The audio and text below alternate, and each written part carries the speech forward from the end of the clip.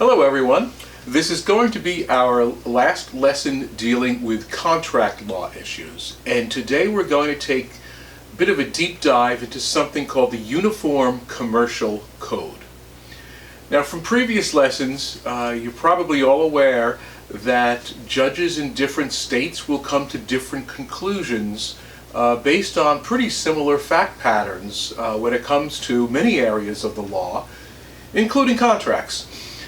And starting in the late 1800s, there was a lot of discussion among jurists and attorneys and judges about trying to find a way to get the law to be a little more consistent from state to state, so that businesses know what they're getting into when they enter business in another state. And since we have a federal system, many laws revolving around contract issues are state-based and very different.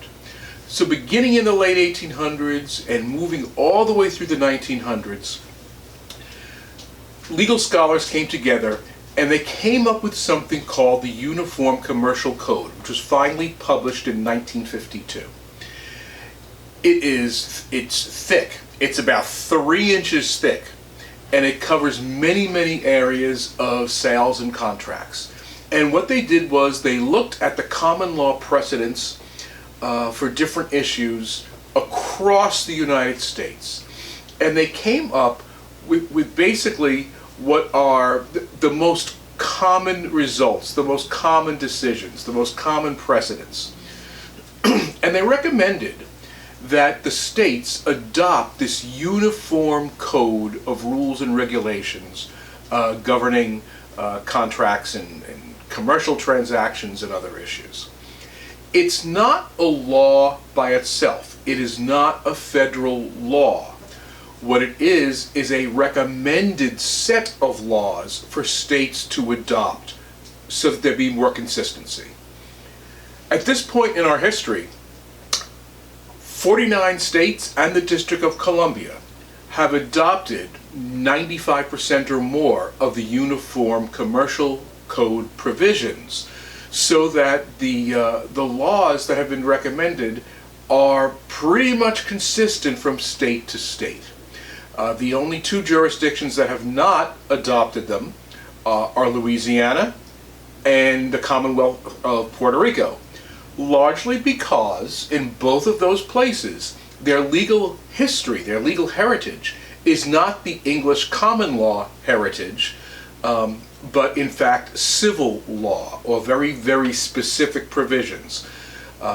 Interestingly, in Canada, many Canadian provinces have also adopted aspects of the Uniform Commercial Code. Quebec has not, for the same reason Louisiana has not. So for this lesson, we're going to drill down into Article 2 of the UCC, and I'll call it the UCC now throughout this video when I refer to the Uniform Commercial Code. Article 2 is the heart and soul of the UCC, and it deals very specifically with the sale of goods between merchants. And those words are really important because it's only goods. It does not include services. And it includes the sale between merchants. And by merchant, we mean someone who specifically deals in the purchase or sale of that good on a regular basis. So it's not you and me going to the store to buy something. It's usually a retailer buying goods from a wholesaler, or a manufacturer buying raw materials from who's ever producing the raw materials. They would be considered merchants because they are businesses that normally deal in the sale or use of these goods, and the law assumes that they have special knowledge over and above the general population as to the nature of these particular goods, how they spoil, how they can be shipped, how they can be stored, how they're to be used.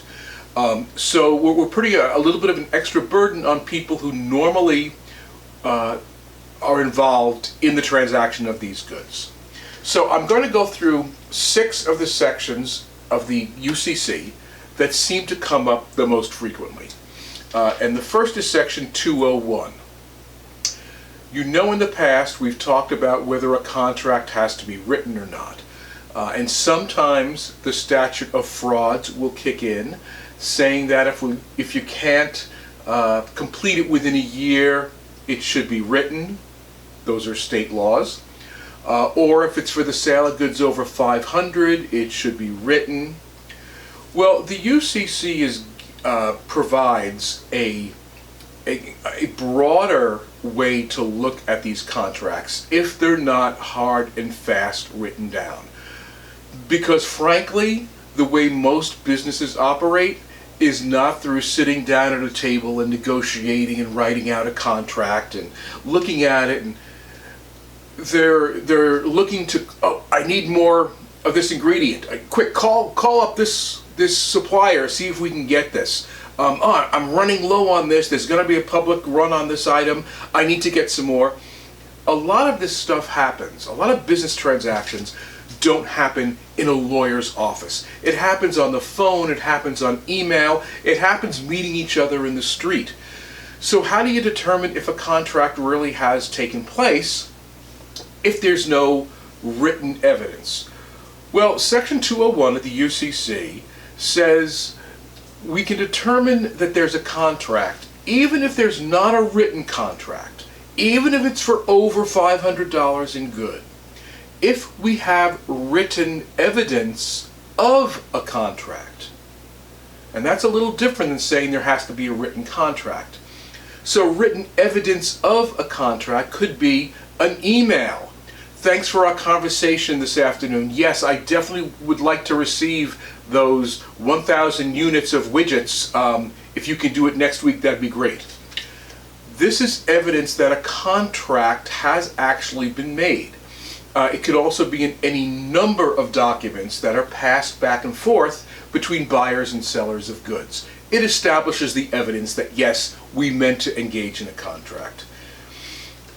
There does not need to be writing at all if the good being produced has a specific purpose and it can't be resold. So for instance, if a catering house orders a whole bunch of banners or party favors that say, "Congratulations Karen and Tim on your 50th wedding anniversary," with a date on it, those are goods that cannot be generally resold to anyone else. And if the person makes those banners and makes all those party favors, and then the catering hall reneges on the deal and says, "We didn't have anything in writing, there's no contract," the production of a specific good for a specific purpose that cannot be resold to the general public is in and of itself evidence that a contract existed, and the courts are permitted to enforce the contract, even without writing. Similarly, if either of the parties takes an action that suggests, well, of course there was a contract. You deliver, a truck comes into the driveway, and we unload the truck and receive the goods. You cannot then argue, well, we had no contract. Yes, you did, because not only did the other person ship something to you, but you took the action of receiving it. In other words, you may not have agreed to a contract verbally, you may not have agreed to a contract in writing, but if your actions show that there was clearly some agreement, then your actions alone will ratify the existence of a contract. Now, if that should go to court, there will be questions as to what the payment amount should be or shouldn't be, and things like that. But there will not be a question that there actually was a contract because of the actions you took. So this is this provision of the UCC actually says, let's not get bogged down in the technicalities and the dotting of the I's and the crossing of the T's. Let's look at common sense. Let's look at reality. What did you do? If you acted in such a way as to prove that, yes, you had a contract and agreement, we're going to assume that there was one. The specific elements of that contract might be something for a court to adjudicate or work out between you. Of course, terms of a contract are also clarified simply by industry standard. So, for instance, I order packages of bees every year, 20,000 bees to put in a particular hive. And I know other feed and grain stores who might order 25 packages of bees to resell to someone else. Well, when you go to get your package of bees, you go to receive your bees, I don't know how you would picture the container that the bees would come in. If you can picture a truck full of metal cages, kind of like chicken wire, with very small holes, with 20,000 bees in every cage, and with hundreds of cages in the back of this transport vehicle. You open it up and you start pulling the hives out. Yes, your hands are touching the cage where the bees are all up against the screen, and there are probably some bees flying around. That's industry standard. And if you are purchasing these bees from a breeder of bees, and that's how they come, and you don't like it, that's too bad. That's industry standard. And what if you hadn't agreed on some alternative packaging mechanism? That is the industry standard, and the industry standard will be considered built into the contract unless you've somehow made other arrangements. So what businesses normally do, what are considered best practices, what is considered normal, actually becomes a normal element of the contract, even if it's never discussed, even if it's never stated. So, lesson here, if you are purchasing goods from a company, you want to get the information so you're not surprised because industry standard might be different than what you particularly expected. Section 207 of the UCC is the most complicated of all. Many legal scholars have said this is probably the most complicated set of laws that have ever been developed by humankind. And it is often in shorthand referred to as the Battle of the Forms. But once again, this section of the UCC is looking at common sense and reality. What really happens when there's a contract between two merchants? Well, what really happens is that someone might put out a request for proposals, an RFP. Here's a document saying, we are looking for someone to supply us with this type of good in this amount of this quantity by this date. And someone responds, and then perhaps there's a contract, and then there's an email follow-up, and then there's someone issues a purchase order because their purchase department requires it to be on a purchase order, and then there's an invoice that's sent. And when the goods are shipped on a truck, there's a bill of lading, which we're going to talk about later, that's signed off. And what you end up with are a dozen different forms related to a single purchase and sale of goods. And most of them are boilerplate, meaning you don't sit down at a typewriter and type each one out separately. You pull a form out of a box and you sign it and you put in some details and you send it off to the other person who gets it in the mail with a million other things, and they're like, oh yeah, that's good, stamp it as received, put it in that basket. This is called the Battle of the Forms because since they're boilerplate, since you're buying them from Staples or from some other stationery company, the forms tend to all have different terms. You may have originally said, I'll pay you within 30 days, and the purchase order that comes through says that the terms are net 10, meaning it's due in 10 days. with interest added if it's anything after 10 days, and then another form says something else, and you've got all these forms. So which one is actually the one that holds?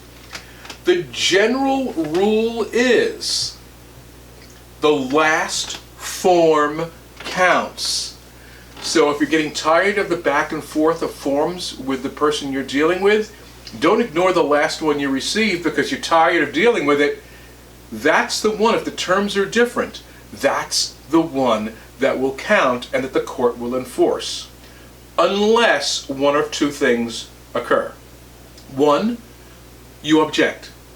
You simply say, I noticed on this form you said 10 days, I'm just reminding you it's 30 days, now you're good.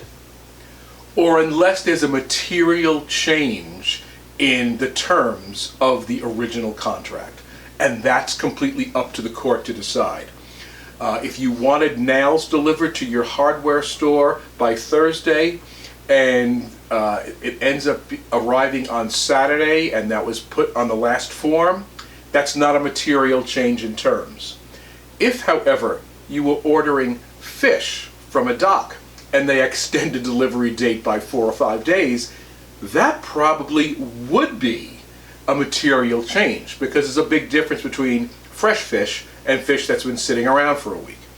So the battle of the forms is tough. It means you've got to be watching constantly at anything you see on the latest email, the latest form. If it's not what you're willing to accept, then you must reject it. If you go along with it, your actions will be deemed to have ratified the change in terms, and that's what you're stuck with. Okay, so moving to section 305 of the UCC. We were very clear when we talked about making a contract, how the terms have got to be specific. Under the UCC that most states have adopted, believe it or not, one thing that does not have to be fixed is price. And that may sound really strange, but here's why. I'll give you a very specific example from something that I just recently did. I made had my company enter into a contract with a printing company to print up a whole bunch of brochures. And they're printing up brochures, and they're doing all this stuff for us. And they had given us a quote. We agreed to it. We're good. Halfway through the printing process, we realized, you know what, we could probably use about 5,000 more of these. I called them up, I said, hey, can you add another 5,000 onto the order? And they said, yeah, in fact, we're printing them right now, we'll just run 5,000 more. Great. We didn't talk about price. We talked about it originally, but that of course included a setup fee and certain other and folding fees and things like that. And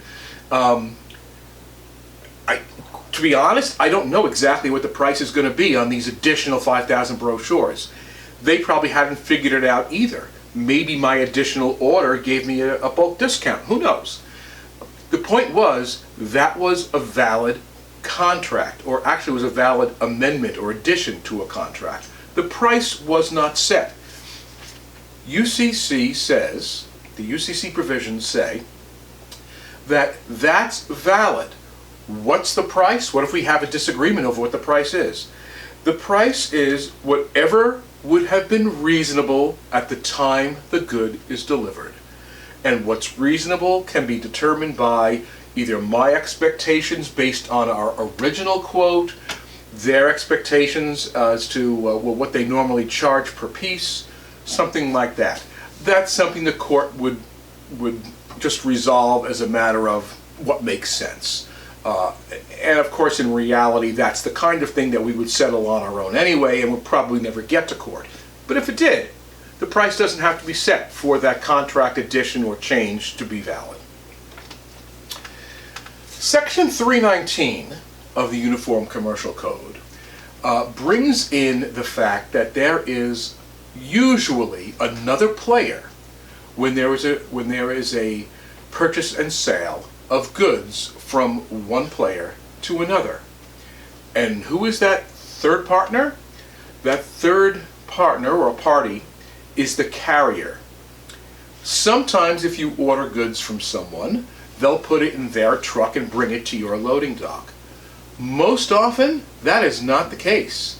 You order goods, you call up your trucking company or your shipping company, you crate it, it gets put on their truck or their ship or their train, gets delivered, and then the original purchaser takes it on.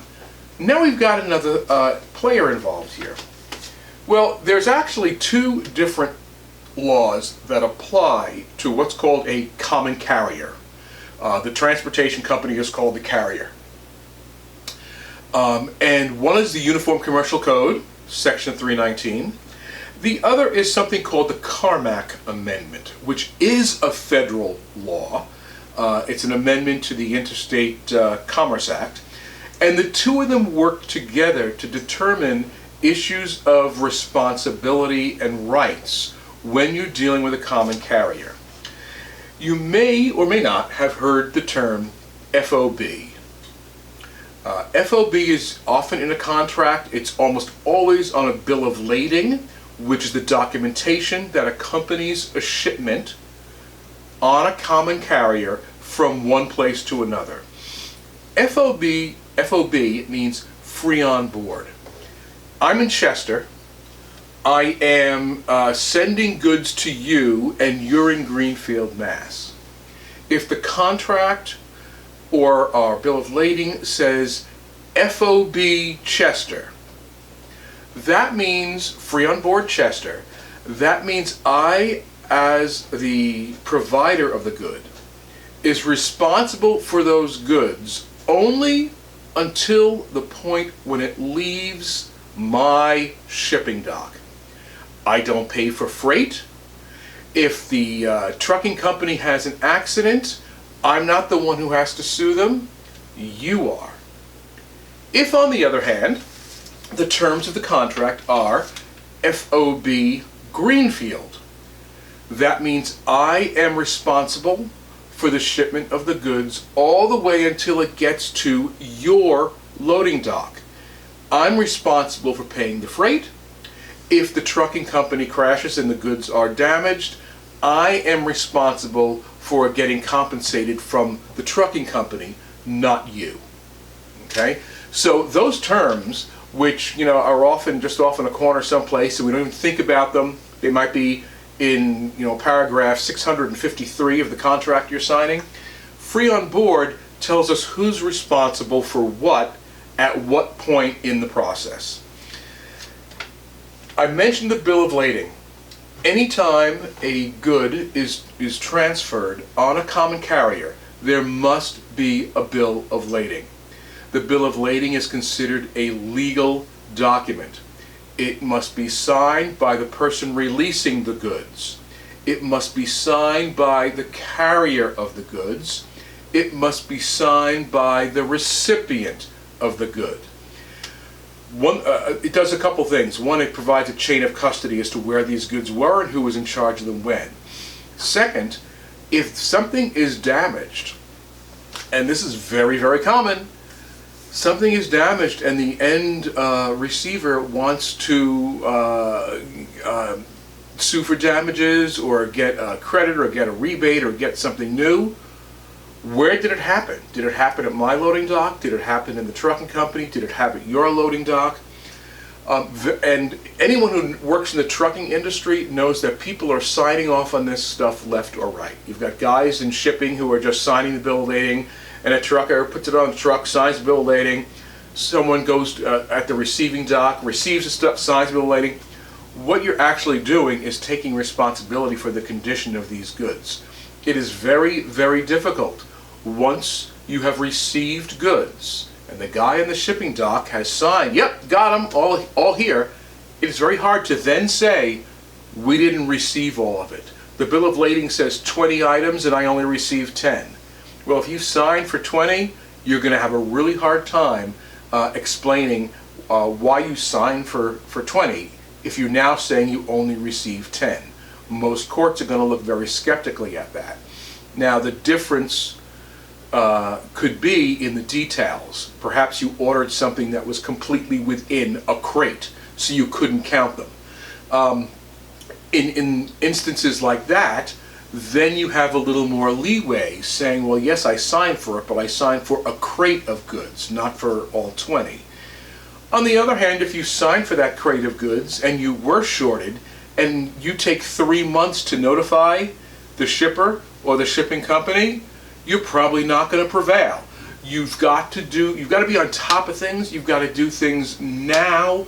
And at the time I'm making this video, with all of the backlog of shipments in ports and shipments on cargo ships and people working around the clock trying to get goods moved, this is going to be a major issue, because people are signing things left and right without really counting them, without really checking them, without inspecting the goods to see if they've been damaged in shipment or not. And this is an issue that's going to come up over and over. If you're going to sign something, you better be aware what you're signing for, and if there's a problem with it, you need to make that problem known very, very quickly. In fact, on international shipments over the water, you have no more than 3 days to register your objection to what you've received after you received it, if you want that case to prevail. Okay, so now let's, now of course, if a carrier, a ship, a train, is not responsible for damage to goods, if there's been an act of, what they call an act of God, a tornado, an act of war, an act of government, maybe customs enforcement holds up your truck or your shipment, and the shipment is damaged. It's not the carrier's fault if that happens. If the shipper does not package the goods correctly, then the carrier is not responsible for damage in transit. So let's take a case where I'm the shipper. Once again, I'm in Chester, I'm shipping to you in Greenfield. We have a contract or a bill of lading that says FOB Greenfield. That means I, as a shipper, am responsible for the goods all the way through the process. If the carrier delivers broken goods by the time they get there, they were broken in transit, that's my fault. I can go after the carrier for that. Their insurance company will probably pay me. They will argue on the reverse side. They are not responsible if something was improperly packaged. And that's a legal defense they have. So if I'm the shipper and I package something irresponsibly, things were rattling around, they weren't tight, it wasn't a good carton for what I've shipped, and the carrier hits a bump, a pothole in the road, and it breaks, that's all going to fall on me. If I wrap it and package it perfectly, it's in good condition, and I put it on their truck, and they hit a pothole, and it breaks, I will argue that it was their fault. They are going to argue as a defense, even though I packaged it perfectly, nah, he didn't package it right. If he packaged it right, it wouldn't have broken when we hit the pothole. And those are the kind of issues that will then go to court. So the last two sections that I want to look at of the UCC are the ones that may have had the most far-reaching effect on the legal process throughout the country. Section 314 states that there is an implied warranty of merchantability for all goods being sold between merchants.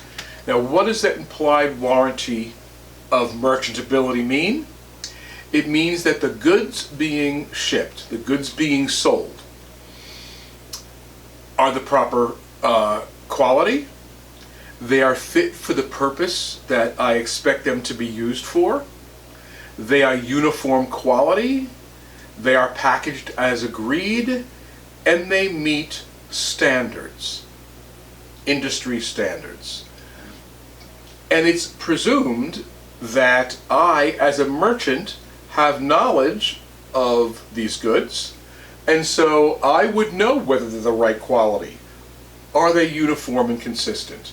Are they what was asked for? So even if the receiving merchant gets it, if he finds that the quality is awful, that the units are different quality or different sizes, if they can't be used for what he's using it for, then he has an action in contract law under the UCC for a violation of the implied warranty of merchantability. I know that was a lot of words in that sentence, but that's unfortunately how the law develops. Similar to that, that's 314, is section 315, the following clause, which says not only is there an implied warranty of merchantability, these goods are good and you can use them for what you're saying you're using them for. There's an implied warranty for a fitness for a particular purpose. Implied warranty for fitness for a particular purpose. And what that means is, if I am the seller of goods and I know you have a specific use for the goods I'm shipping you, and I agree to ship them to you, to sell them to you, I am implying they're good for the specific purpose you indicated. So when you're buying goods to make whatever it is that you're making, or if you're buying raw ingredients to produce something, you should let the seller know, do it in writing, what you're using his goods for. Because if they don't work, if they're not good for what you're intending to use them for, he's violated a contract. Example of that, you're a hot tub manufacturer and you make hot tubs for people. And you go to a paint company or a chemical company and you say, I need some good industrial paint to paint the inside of hot tubs. By saying that, you have put the seller on notice that whatever paint they offer you or suggest to you must be water resistant, must be heat resistant, must be chemical resistant because of the use in a hot tub. If you tell him that and he sends you goods that are peeling and not working, he has violated the implied warranty of fitness for a particular purpose. Now think of it this way. If you didn't tell him that, hi, I'm a manufacturer and I need to buy some industrial paint, and they send you something that is industry standard industrial paint, maybe for painting concrete floors or something like that, if you didn't tell him what the use was for, he's really not violated that section 315 implied warranty, because he didn't know you were using it for that purpose. So these provisions are they're implied duties upon the seller of goods, but for that last one, 315, to apply, you need to let them know. So if you've learned nothing else throughout all of this, communication is key. Being on top of the last paper that crossed your desk is key. Responding quickly and not throwing something off to the side and getting to it when you get to it is key. All of these things play key elements, and now that 49 jurisdictions plus DC have adopted the provisions of the UCC, these are important standard ways of doing business. So in a course based on business law, get it in writing if you can. If you don't like what you see, object to it. Communicate frequently, and as I communicate this stuff and keep a record of it. Now, one of the places where the Uniform Commercial Code has had a bit of a head-butting with other areas of the law. And it's a growing, expanding area right now, is where there are conflicts with something called tort law. We have not examined torts yet. That is going to be in the next section of our course. Contracts, you understand. These are agreements between two different people. It's private law. Torts is the law that governs negligence, personal injury. If I'm walking through a store and there's a sharp edge on the counter and I cut myself, or I slip and fall and break an arm, that's not contract law, because I have no contract with the company in those cases. It is negligence or personal injury law. And when you file a lawsuit, you would normally say this is an action in negligence or an action in tort. Tort is the word we use to cover all of those categories. It's important, the distinction between contract and tort, because the remedies you receive are different. In contract violations, you don't receive pain and suffering. In tort law, you do. In contract law, there are specific statutes of limitations, the limitations within which you can bring a suit.